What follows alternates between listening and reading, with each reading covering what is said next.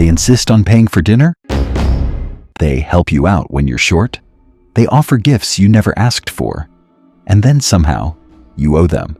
Not in writing, not out loud, but in the way they bring it up later, in the way they expect favors, in the way your voice gets just a little smaller when they're around. Machiavelli saw this clearly. Men are more ready to repay an injury than a benefit, because gratitude is a burden and revenge is a pleasure. But here's what he also knew. Money is never just money. It's power. It's leverage. It's an invisible contract signed the moment you accept. The tamed dog thinks a gift is just a gift. He takes the money, accepts the help, and wonders later why he feels smaller. The wolf knows. Every transaction has a hidden line. Whoever holds the gold holds the unspoken rule. Today, we break down financial leverage games, 6 laws for seeing the strings attached to every dollar, and how to make sure you're never owned by what you accept. Type leverage in the comments if you've ever felt the weight of an unspoken debt.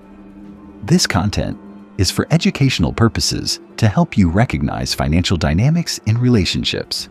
We do not condone manipulating others.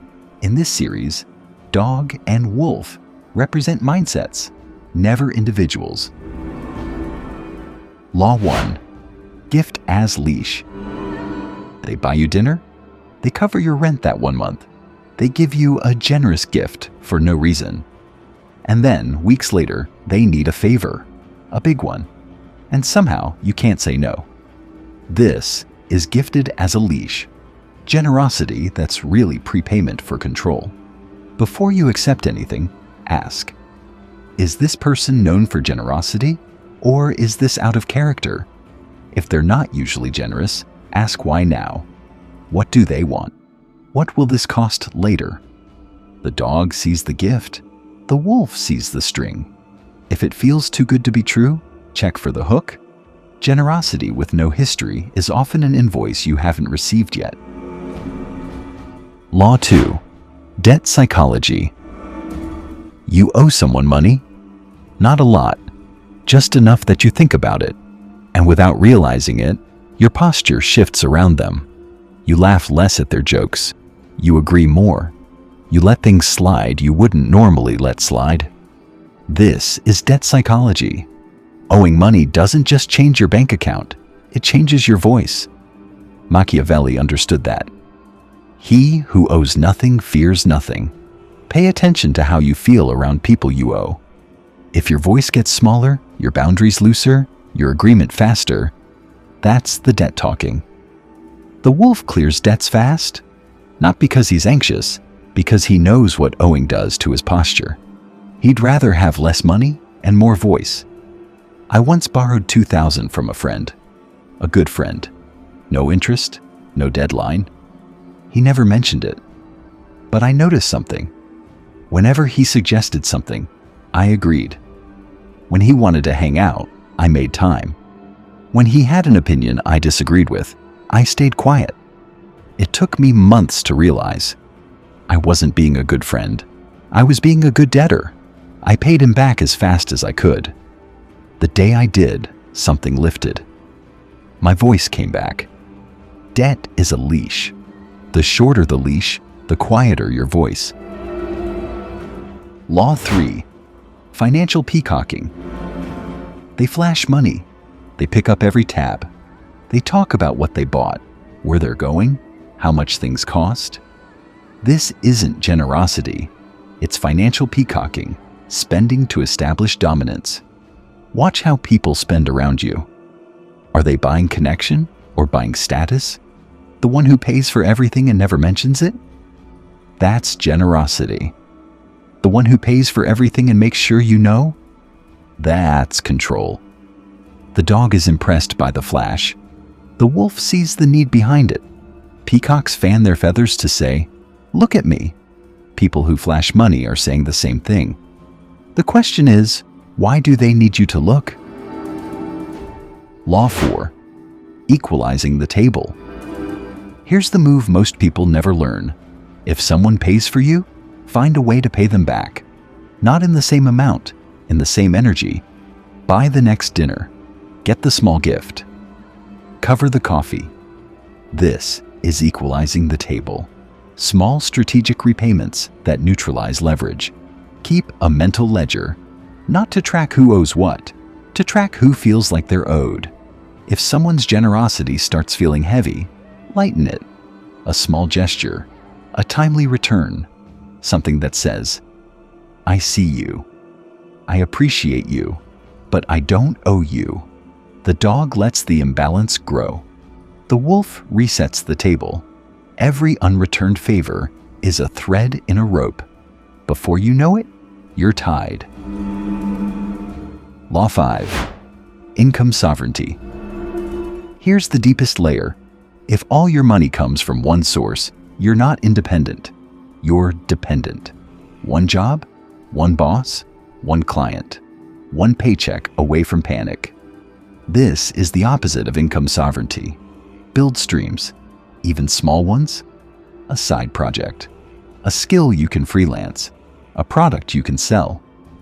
The goal isn't to get rich overnight. The goal is to never be trapped by a single source.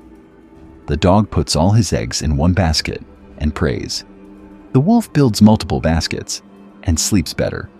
I worked one job for 11 years. Good job. Good pay. But I felt trapped. Every time my boss was in a bad mood, my day was ruined. Every time the company had layoffs, I panicked. I started freelancing on weekends, just small stuff. Took 2 years, but eventually my side income matched my salary. I didn't quit. But something shifted. My boss got nicer. My anxiety dropped. I wasn't desperate anymore, and desperate people get treated differently. Sovereignty isn't about how much you have. It's about how many places it comes from. Law 6. Refusal scripts. They offer, you don't want to accept, but saying no feels rude, ungrateful, like you're rejecting them, not the money. So you say yes, and the string attaches. The wolf has refusal scripts, polite ways to decline that don't burn bridges. Practice these. That's so kind, but I'm good. I appreciate you, but I've got it covered. Save it for next time. I'll take a rain check. Notice, no explanation. No, I can't accept because... No justification. Just a clean, polite no. The dog explains and weakens his position. The wolf declines and moves on. No is a complete sentence. You don't owe them your reasons. Here's the uncomfortable question. When have you hoped someone would save you financially? When have you secretly wanted someone else to carry the weight? The dog wants rescue. The wolf wants sovereignty. Your shadow work. Find the places where you're still waiting for someone else to fix your money problems. Then start fixing them yourself. My dad always helped me out. Rent, car repairs, bills. He never asked for anything back. But every time we talked, I felt smaller. Every life decision, he had an opinion. And I listened. Not because he was right, but because I owed him. One day, I stopped taking his money. Started saying, I've got it. It was harder financially, but lighter emotionally. The money cost less than the weight. If that resonates, you're not alone. Some help costs more than it gives. Here's your 7-day challenge. This week, every time someone offers to pay for something, pause. Ask yourself, is this generosity or leverage? If it feels heavy, use a refusal script. I appreciate you, but I've got it. At the end of the week, notice, did any relationships suffer, or did they just get cleaner? If this episode cracked something open, if you're ready to stop trading your voice for someone else's wallet, hit subscribe. Not for more noise, because you're choosing sovereignty. In the next video, we close our current roadmap with something massive. We're seeing how modern institutions train you to obey without question. Tap the notification bell so you never miss it out.